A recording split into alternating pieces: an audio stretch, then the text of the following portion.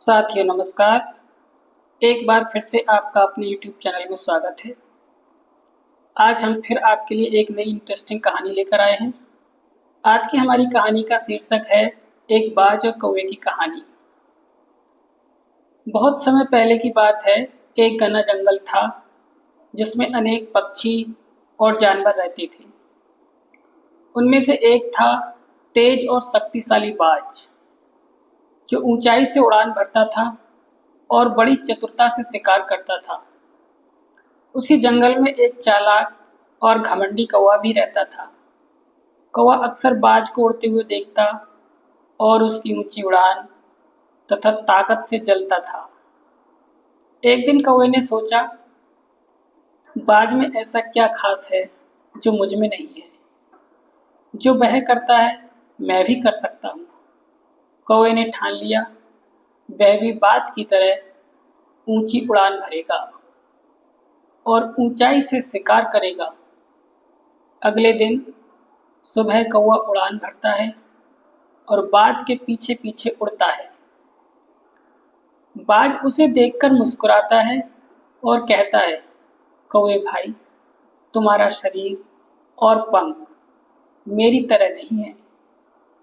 ऊंचाई से शिकार करने के लिए अभ्यास, शक्ति और धैर्य की आवश्यकता होती है।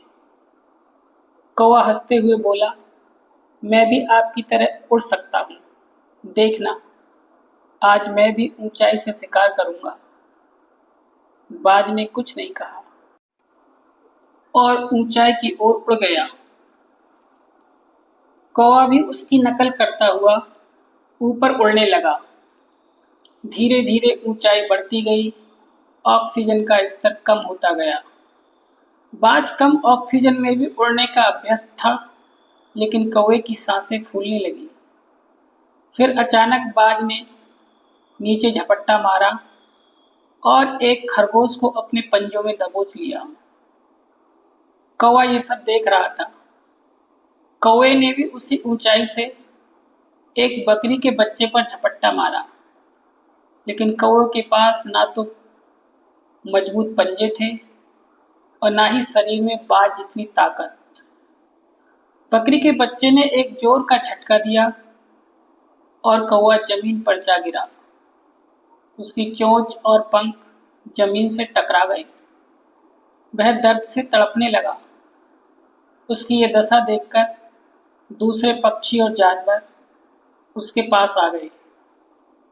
बाज भी धीरे धीरे नीचे उतर आया और कौवे से बोला, कौवे भाई, उड़ान अपनी क्षमता के अनुसार भरो। दूसरों की नकल करने से पहले अपनी शक्ति को पहचानो।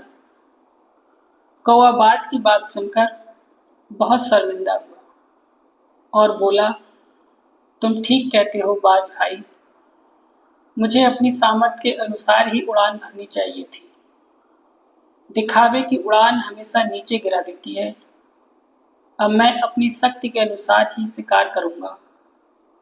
उस दिन के बाद कौवे का घमंड टूट चुका था। वह अपने स्वाभाविक जीवन में लौट आया था और सभी पक्षियों से मित्रतापूर्ण व्यवहार करने लगा। अब वह दूसरों की नकल करने के बजाय खुद को बेहतर बनाने में लग गया।